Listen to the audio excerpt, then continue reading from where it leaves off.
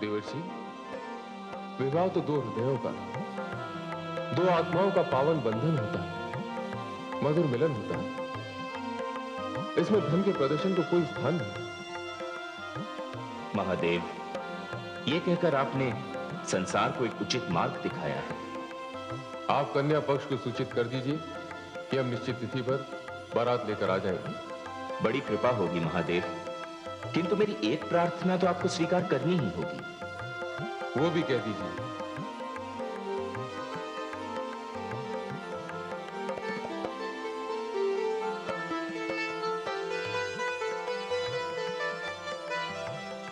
इसे तो आपको स्वीकार करना ही होगा। ये क्या है? ये अंगराग है महादेव। पुत्री गौरी के शरीर पर इसका ही लेप हो रहा है। इसे आपको भी लगाना चाहिए। यह वैवाहिक संस्कार की एक महत्वपूर्ण रीति है। इसका पालन तो होना ही चाहिए। शमशान की भस्म रमाने वाले के शरीर पर अंगराग लेपन? अच्छा प्रयास है। किंतु समस्या यह है कि इस लेप को आपके शरीर पर लगाएगा कौन?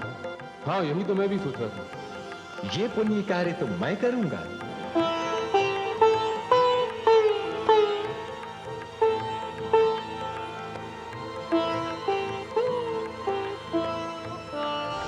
नारायण नारायण, मैं धन्य हुआ कैलाश आकर। यहां मुझे नारायण के भी दर्शन हो गए। अब तो यहां उत्सव होकर रहेगा। लीजिए प्रभु, अब मुझे आज्ञा दें। मुझे दक्षपुरी पहुंचना है। वहां राजमहल के द्वार पर देवगुरु बृहस्पति के स्वागत के लिए उपस्थित जो रहना है। देवगुरु किसी भी क्षण आ सकते हैं।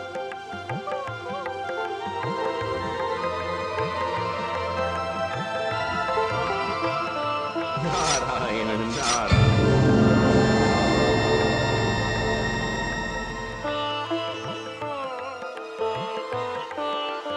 महारानी, देवगुरु बृहस्पति अतिथिशाला में पधारे हैं। प्रजापति को सूचित करना है। अरे, देवगुरु बृहस्पति पधारे हैं? हमें देवगुरु बृहस्पति से कुछ पूछना है। हमारे मन में भी कई प्रश्न हैं, जिनका उत्तर देवगुरु बृहस्पति ही दे सकते हैं। चलो बहनों।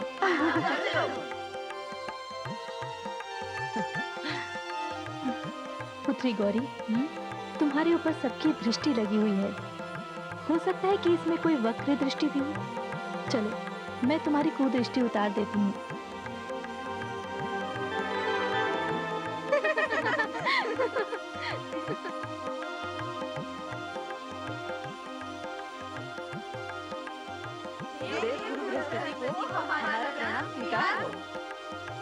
सुखी रहो।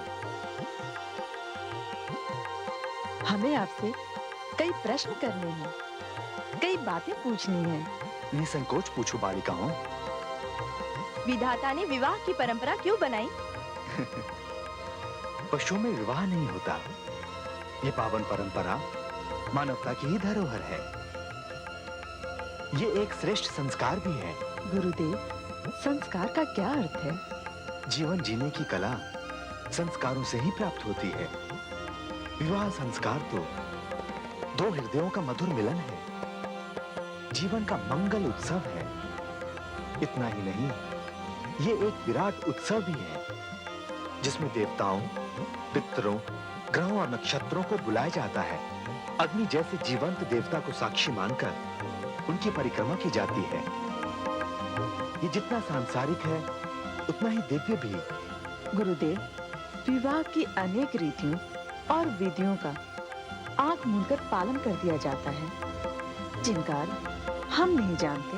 विवाह मंडप में जो कुछ भी होता है, उसका अर्थ है पति पत्नी का एक दूसरे को प्रेम और सहयोग का आश्वासन देना, वचन देना और सप्तपदी जीवन यात्रा की तैयारी। तब तो विवाह मंडप पूरी पाठशाला है। तुमने ठीक कहा। ये एक ऐसी पाठशाला है जो पीढ़ियों तक चलती है। जो लोग इस पाठशाला का पाठ भूल जाते हैं, वे अपनी जीवन यात्रा में पिछड़ जाते हैं। देवगुरु मेरे अहोभाग्य, जो विवाह के बहाने ही सही आपके चरणों की धूल से हमारी नगरी पावन हुई। पुत्रियों, तुम जाओ, मुझे देवगुरु से कुछ बात करनी है। जी,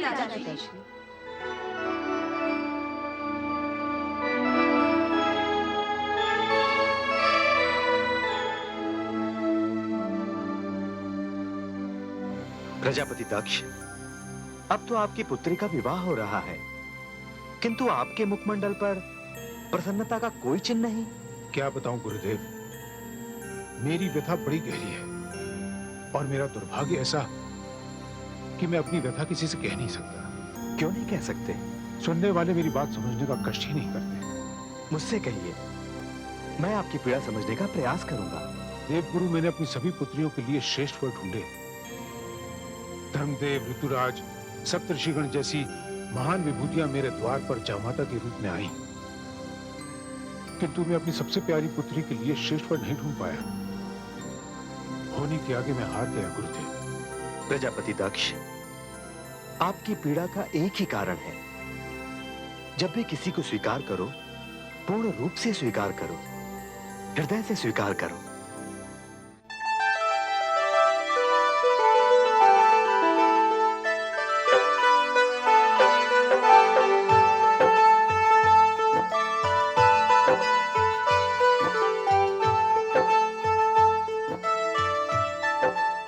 कंठ की सुंदरता से कंठार खिल उठा है। कमल जैसे चरणों ने पायल की शोभा बढ़ा दी है। गौरी के अंगों की सुंदरता से उन आभूषणों की सुंदरता बढ़ गई है, जिन आभूषणों का काम है अंगों की सुंदरता बढ़ाना।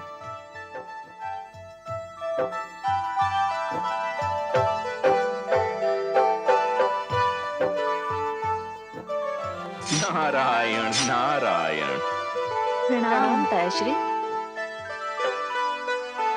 भाभी श्री, मैंने बहुत प्रयास किया, किंतु भगवान भोलेनाथ शिव ने न तो वस्त्र ही स्वीकार किए, न आभूषण और न ही स्वर्ण मुद्राएं।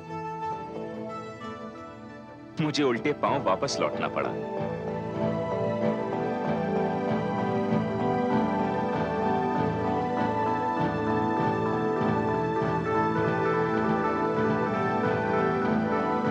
ये क्या कर रही है गौरी? दुल्हा भले ही आभूषण ना पहने, किंतु दुल्हन को आभूषण पहनना आवश्यक होता है। आभूषण मंगल की शुभ पहचान होती है। तुम्हें क्या हो गया है गौरी? अपनी वास्तविकता का ज्ञान।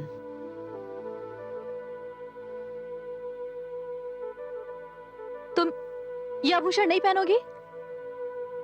पहनूंगी माँ, मैं आभूषण पहनूंगी। तो फिर इन्हें उतार क्यों रही हो? मैं फूलों के आभूषण पहनूंगी। जैसा मेरा पति वैसे ही मैं। मुझे तो शिव के रंग में रंगना है। फिर इतने सारे रत्नों से जड़े हीरे, मोती, सोने चांदी के आभूषणों का क्या होगा? मुझे इस घटना पर आश्चर्य नहीं हो रहा। यह तो होना ही था, पर दुर्भाग्य की बात यह है कि शिव तो निर्धन रहेगा ही, उसके साथ साथ मेरी पुत्री को भी निर्धनता का जीवन व्यतीत करना पड़ेगा। पुत्री गौरी, शिव से कह दो, विवाह के लिए ही सही वो मेरा मान रख ले। यदि विवाह करने वो उसी अधनंगे रूप में आया तो संसार के समक्ष मैं व्यंग का पात्र बन जाऊंगा।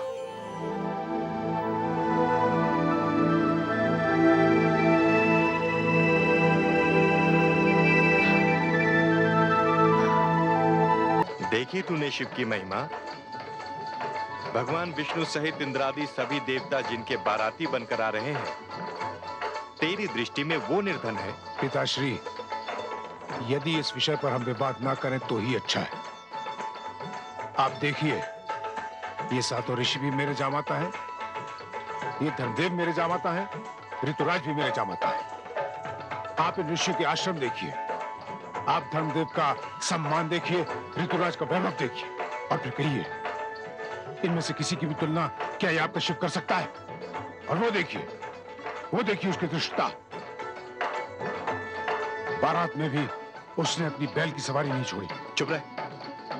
तेरे जितने भी जामाता हैं, ऐसे सहस्र और मिलकर भी एक शिव नहीं बन सकते।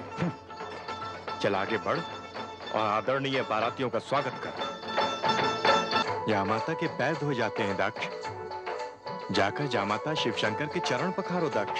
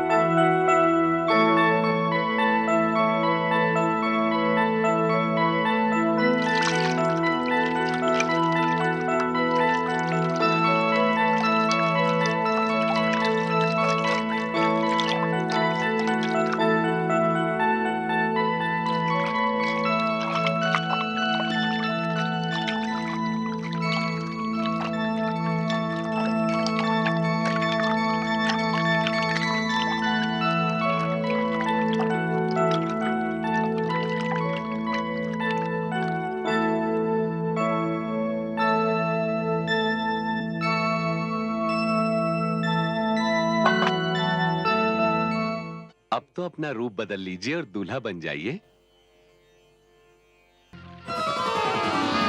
ओम भूर्भुवस्सुः तत्सवितुर्वरेण्यं भर्गो देवस्य धीमहि धियो यो नः प्रचोदयात्।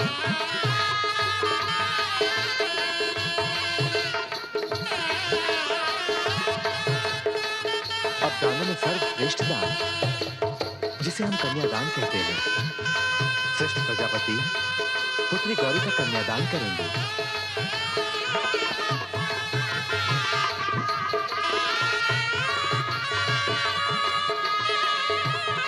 इसे दान इसलिए कहा गया है क्योंकि विवाह के पश्चात कन्या वर पक्ष की हो जाती है। पिता का उस पर कोई अधिकार नहीं रहता, क्योंकि दान की ही वस्तु पर दान देने वाले का कोई अधिकार नहीं रहता। इसीलिए इस विधि को कन्यादान कहते हैं। आइए प्रजापति दक्ष, कन्यादान की विधि पूरी कीजिए।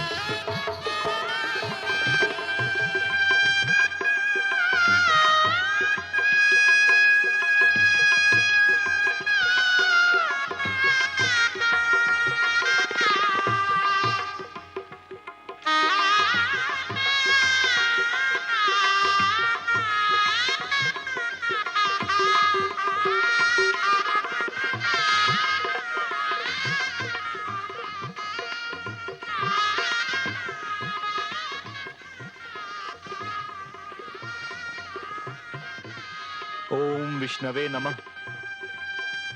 ओम विष्णवे नमः। ओम विष्णवे नमः। ओम विष्णवे नमः। ओम विष्णवे नमः। ओम विष्णवे नमः। प्रजापति दक्ष, जामाता को प्रणाम कीजिए।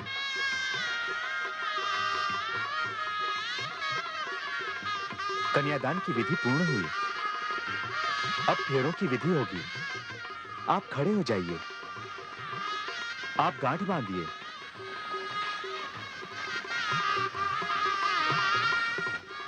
बंधन कस के बांधना, कहीं ढीला न पड़ जाए।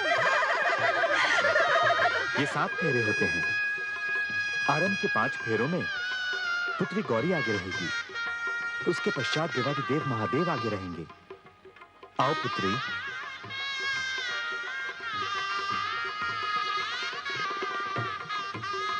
इस प्रकार 7 वचन भी भरे जाएंगे और तब ये सिद्ध हो जाएगा कि पत्नी पति की शक्ति होती है। जीवन के विभिन्न मार्गों में यदि पति के पग डगमगा जाएं, तो पत्नी को आगे बढ़कर मार्गदर्शन करने का पूरा अधिकार है। वो पति का अर्धांग होती है, इसलिए अर्धांगिनी कहलाती है।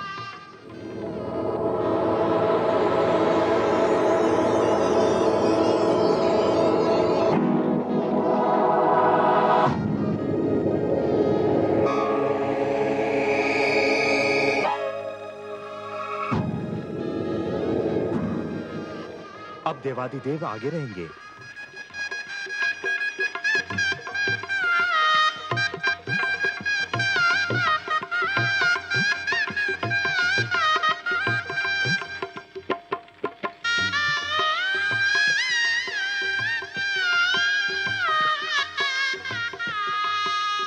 अब आप पति पत्नी हैं।